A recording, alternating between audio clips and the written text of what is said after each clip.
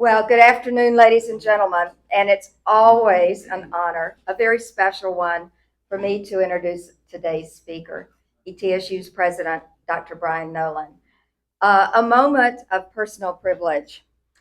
When I was moving back to Kingsport, I asked my colleagues in higher education policy about where and with whom I could collaborate in Kingsport or in Tennessee, the state. I reached out to people at Michigan State, at the University of Michigan, at Penn State, and in California, as well as Utah. And there was one name that came to the forefront. It's our speaker today. Brian Noland, in everyone's list, was number one. Now, you have to imagine when I first met this gentleman at a Chamber of Commerce event, I practically pounced on him even before we had formally moved back to Kingsport. So when I say it is my honor, indeed it is to be able to welcome him and introduce him today. He received his bachelor's degree, cum laude, in political science from West Virginia University. His master's in public policy studies, also from West Virginia, and where his thesis was titled, "The Impact of Changes to the Presidential Nominating System." Doesn't that ring as a very appropriate title today in today's world? And he earned his PhD in political science at the University of Tennessee, Knoxville, with a dissertation on the fruits of judicial decision, also rather appropriate in today's world.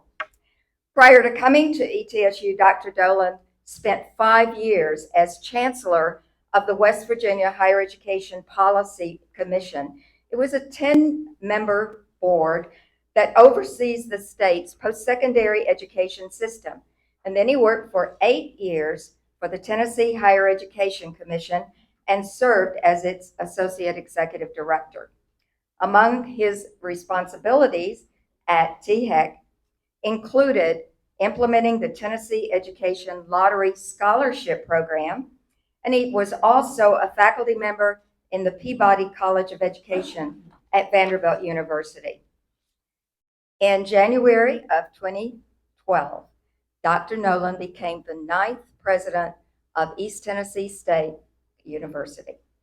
Under his leadership, ETSU has taken on a number of groundbreaking initiatives to advance the university's long-standing mission to improve the quality of life for people in our region and beyond.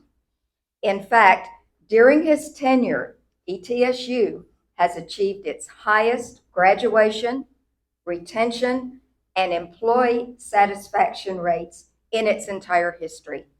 And not surprising, it has secured record-breaking levels of research funding. Sustaining ETSU's focus on regional service, President Noland has partnered with civic and corporate entities to position the university as a national leader in interprofessional healthcare research and training, and in the fields of rural health.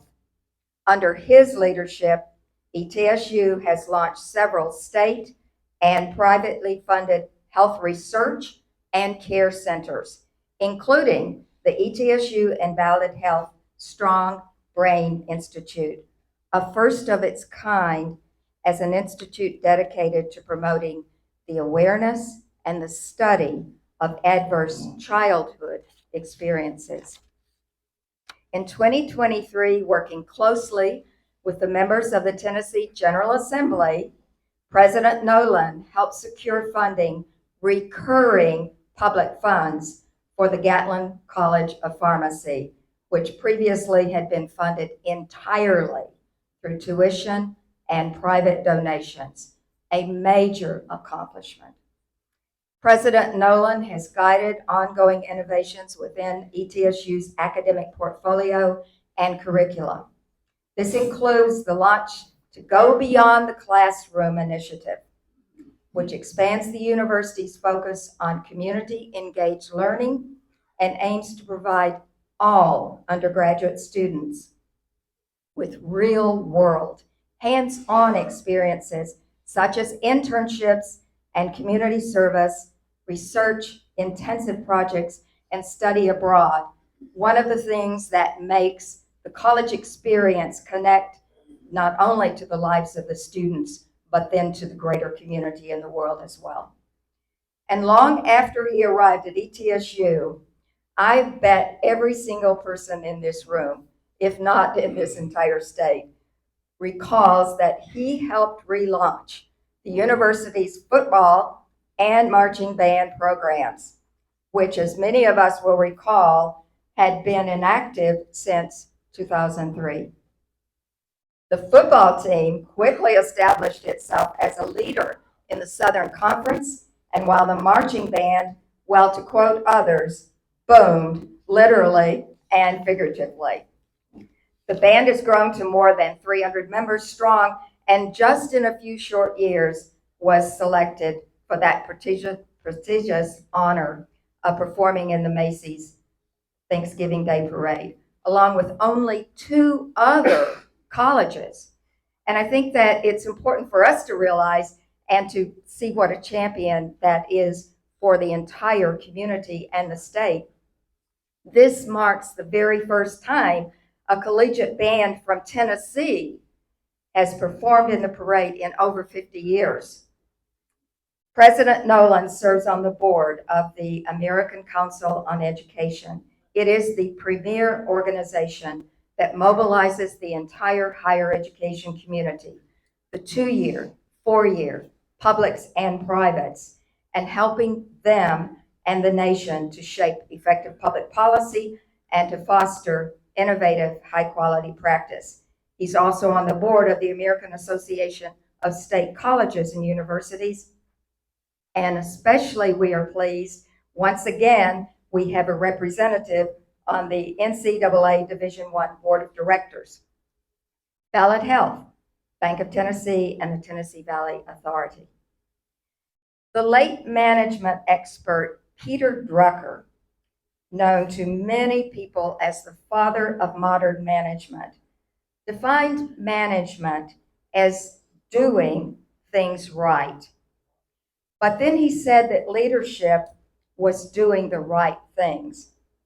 President Noland is a great leader who continues to demonstrate that he is doing the right things. Ladies and gentlemen, please welcome him. Thank you. Thank you. Thank you.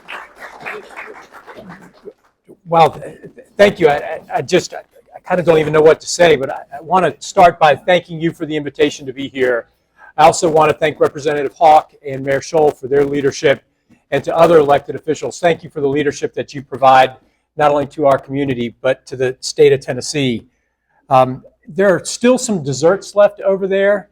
The coconut cake was outstanding, so whoever brought the desserts, thank you. It is rare that you see that volume of dessert that is that wonderful, so please go get some more. But I want to take a little bit of time to talk some about the university, to reflect upon the year that was, and then to leave time at the end for questions. This has been an outstanding year at East Tennessee State University, a year that came to its culminating point 2 weeks ago at commencement. 2 Saturdays ago, more than 2,000 students walked across the stage and received their degrees at the bachelor's, master's, doctoral, and professional levels. But I want to start back to the fall with the onset of the academic year. As we began the fall 23 semester, we welcomed the largest freshman class in the history of the university to ETSU. More than 2,100 students began their journey on campus this fall. Our residence halls were at capacity, and well until October, we had students in hotels across the region. As we moved through fall into spring, we had the highest fall to spring retention rate in the history of the university, and we began preparing for the year to come. And as we look back at the year that was, it's been a year of some milestones. The university received its 10-year reaffirmation from our regional accrediting body, SACS, with no findings at all, which is rare in the field that I work in. It was a year in which, from an athletic perspective, we had some ups and downs, but we're getting ready to close in an outstanding way. You're well aware of the things, where you may be aware of the things that transpired with basketball this season. A little bit of a slow start, but when we got to Asheville, it was a close for the ages, and the overtime win against Chattanooga was probably one of the best basketball games I've ever had a chance to watch. To see the team come back from down 20 with only 7 minutes left to close to go to overtime and to win. But a program that often gets forgotten about in the face of intercollegiate athletics is winning and winning and winning. And for the 4th consecutive year, we'll be in California next week competing in the national championships. And that's our men's golf program. Our men's golf program this year was ranked as high as 6th. We just finished 2nd in regionals. We lost by 1 stroke on the final day to finish 2nd. And we will go to the national championships for the 4th year in a row. So you may not think that the top men's golf program in the state of Tennessee is at East Tennessee State University, but it is. And hopefully when we get out to California and Carlsbad in a couple of weeks, we'll be able to make some noise there the way we did down at regionals in North Carolina a few weeks ago. There was reference made to the band. I couldn't be more proud of the work that transpired with our marching band over the course of the past year. We closed with about 320 members. At the close of the semester, as December was wrapping up, Dr. Moore, the head of the marching band, came into the office and said, "Dr. Noland, I've got a problem." And I said, "Well, what's that?" And he goes, "I need 2 more sousaphones and about 50 more uniforms." And I go, "Well, how's that a problem?" And he goes, "Well, there's money associated with it." And I said, "Well, Dr. Moore, if money weren't an issue, how many students do you think you'd have in the band next fall?" And he goes, "More than 400. So put that in context. 9 years ago, we didn't have a band. 9 years ago, we didn't have any sousaphones. And now here we are coming into the preparations for the fall semester in 24 with more than 400 students in the band, first collegiate marching band in more than 50 years to march in Macy's. And our flag corps and majorettes will have the opportunity to open the Radio City Music Hall Christmas Spectacular that Thursday. For anyone who would like to make that trip to New York, we're taking a travel contingent with us. I think we've got 400 people that have signed up to go thus far. So the opportunity to spend Thanksgiving there. We'll have a Thanksgiving dinner together with the band and their families. It's just going to be a magical event. And for someone who has always dreamed of being there for that parade, I've never experienced it in my life, I think, more excited than our students are to go. But that excitement level carries beyond the band program. As we look at commencement, commencement is an aspect of numbers. More than 2,000 students graduated. We'll have probably the highest graduation rate in the history of the university this year, right around 65%. But underneath those numbers are stories and people. And I'd like to share with you a couple student stories this afternoon, and then go back around the podium and look at my notes to make sure I'm touching on the comments that I needed to touch on. But I think when I was here with you last year, I told the story of giving Kenny Chesney an honorary degree. And as Mr. Chesney was sitting in the wings of the stage at the Martin Center, a young man in our bluegrass program and his band went on stage. And I told you a little bit of background about this young man, an individual who has Asperger's and another other challenges, who, when he began his freshman experience at the university, was overwhelmed with that experience, was in a room where he was overstimulated, stood and began to scream, "I don't want to be here. I hate this. I hate this." And for those of you who've been trained in mass shooters, everything that you're trained went that moment. And when I turned and saw it was this young man, I realized it was going to be okay, calmed the room, and we went on with our speech. Fast forward 2 years later, this young man steps out on a stage in front of 1,200 people and performs one of Mr. Chesney's songs while Kenny's in the wings watching it. Now fast forward to 2 weeks ago. This young man graduated from the university along with 12 other students who are part of our Access ETSU program. This is a young man who many institutions never would have given a chance to. But this is a young man who gained life skills and opportunities that will allow him to move on and be self-sustaining as he transitions into adulthood and into the workforce. And that program, Access ETSU, one of the things that I enjoyed most at commencement 2 weeks ago was the chance to see student after student in that Access ETSU program walk across the stage and receive their degrees, which give them a leg up on life. Our commencement speaker, for those of you who may have been there, was Timothy Busfield. Mr. Busfield's an ETSU alum, came to ETSU on a baseball scholarship, left, and has gone on to a successful film career. He's married to Melissa Sue Gilbert, who I really hope would have been there because Little House on the Prairie is still one of my favorite television shows. But he's no second fiddle in and of himself. And when the first commencement was over, he asked me about the students who walked across the stage as part of that program.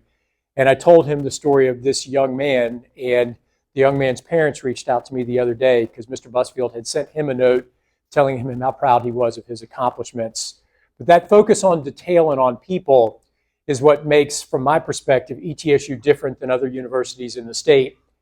And one of the things that we often take for granted is the asset that is your institution. And I want to share with you another story, well, two actually, of the level of excellence that exists at your institution. You all have heard of the Rhodes Program.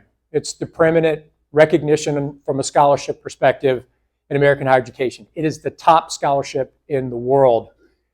We had a young student, first-generation college student from Morristown this past year who was a finalist for the Rhodes. And as the student was going through the interview and the application process, he went back and forth with me about how he didn't feel he would be competitive, how he didn't feel he would measure up. And as we talked through this process, I said to him, "You're as good as any student in the world. Don't let where you're from limit your horizons." And as he moved through the process, he interviewed in Chicago. Ultimately, he didn't receive the award. But as I talked to him, I said, "You know what? You're one of the top 40 in the country. And your consolation prize isn't too bad of a consolation prize. You get to go back to Hopkins and go to med school." Now let's fast forward a couple months. A couple months later, I've got another student who's going through the application process for the Truman Scholarship, which is number 2 in the rankings in terms of prestigious scholarships that students can receive. I had the fantastic honor of surprising this young man and letting him know that he had been accepted as a Truman Scholar. First-generation college student from Unicoi, a young man who also said, "You know what? I don't think I can compete on a national stage. I'm from Irwin. I'm from Unicoi County." And I said, "You're just as good as any student in America. Let's push you through this process." He was selected as a Truman Scholar, and one of the things that I enjoyed the most is he was really, really, really excited. And he was also surprised because he came into my office. He thought we were meeting. He's going on to our board of trustees. And when I told him he'd been selected as a Truman Scholar, I go, "No, I'm not. It's true." And I go, "And when you call your mom and tell her, use better language with your mom than you used with me." But this is an institution recognized for national excellence. And you see it in those two student stories, a Truman recognition and a Rhodes finalist. You've got one of the top-ranked colleges of medicine for rural and family practice, the top-ranked program in computer science in the state of Tennessee, a top 25 program in the nation for digital animation and gaming, top 25 program at the graduate level in nursing in the largest college of nursing in the state of Tennessee. But lots of institutions focus on numbers and rankings. What's important for me is the people, because it's the people of the institution that makes the difference, and it's the people of the institution that come back and give back to this region. You know, there was reference made to some of the things that I've been a part of the other day, and you referenced it in the introduction to me here, the lottery scholarship. It's hard to believe that the lottery scholarship's been around 20 years, but it celebrates its 20th anniversary this year. Think of all the individuals in your family who've received a lottery scholarship, who've had the chance to go to college and have their cost covered. That policy came from people who took a risk to pass the lottery to then create a scholarship to open doors of opportunity. We're fortunate to live in a state that has, either through the lottery scholarship or Tennessee Promise, made it possible for students to go to college without incurring a significant amount of debt or out-of-pocket expenses. Of those 2,000 hands that I shook, less than 42% graduated with debt. So the wow. You hear all this stuff in the press about higher ed. Protests, disruption, costs, debt. That may happen in the north, but at your institution down the way, 42% of the students graduate with debt. 58 have no debt at all. Of the 42% that have debt, their average debt burden is $18,500. So our college is affordable. Our tuition and fees, when you look at the lottery scholarship without out-of-pocket expense, most students are paying about $5,500 out of pocket if they qualify for the lottery scholarship. So when you look at costs of college, and I'm making a point here by design, I need your help as leaders in the community, as parents and as grandparents, to help encourage students complete a form called the FAFSA. The federal government, in its infinite wisdom, made the decision to change the way the FAFSA was processed this year, and it was a complete kerfuffle. It wasn't until 2 weeks ago that we at ETSU could start to administer financial aid. And the number of FAFSAs that have been submitted to our university is down 4,000 over where it was this time last year. The national FAFSA completion rate is down hundreds of thousands of students. Now, why does this one little form matter? It matters because that form is the ticket for students to receive Promise and the lottery scholarship. The one thing that the process did is it simplified the application when the system works. Now, as a parent who has tried 3 times to complete the FAFSA for my own son, and I've failed 3 times because the system's bombed out on me, it takes a little bit of patience. But the state extended the FAFSA completion date to the end of this month, and the university has waived all of our deadlines for guaranteed scholarships because we realize the challenge. But as parents, as grandparents, as community leaders, please encourage students to stick with it and complete that form, because that form is going to take a lot of the cost of college off the table. So I didn't think I'd stand here and ask you to help people fill out governmental forms, but I'm begging you to help implore your grandchildren, your neighbors who have seniors in high school who are getting ready to graduate from Dobbins-Bennett. Providence High School's graduations this weekend, University High School's graduations next weekend. It's not too late for those students to fill out the forms, and it's still not too late for them to make the decision to go to school. One of the things that I enjoy most about my job is the chance to get in high schools all across the state. And I've been in probably 30 high schools in the past 5 months, talking to students about the importance of college. Not ETSU, but college. 2-year, 4-year, public, private. It doesn't matter where you go to school. We need students going to school. We need skills tradespeople in this state. Where do you get the advancement in terms of the line for the job? TCAT Morristown, TCAT Elizabeth. And I've got a family member who is a traveling welder who's making 6 figures as a 22-year-old because of the certification that he got at TCAT Morristown as a welder. So there are lots of folks around our community who are undecided about what comes next. Please encourage them complete the FAFSA and to look at the assets available at the TCAT at Northeast State, at RCAM right around the corner here, or at East Tennessee State University. It's not too late to apply. A couple of the things that I just want to wrap up, and then I want to give an opportunity for questions that you might have. You know, as you look at ETSU, we're excited about some elements that are on the horizon. Deeply appreciative to the General Assembly for the investments that they've made from a capital perspective in the university. If you've been on campus recently, you know there's a lot of change that's transpiring. The old University Center, which was the Student Center, came to the ground about 5 months ago, and there's a brand new classroom building coming up and out of the ground. The Culp Center was recently renovated. Lamb Hall, we cut the ribbon on that at the beginning of the academic year. Mr. Campbell and I were talking about the Millennium Center, now Brinkley Center, the home of computer science at ETSU. We are very proud of the work that's occurring in the Martin Center, which is a relatively new building.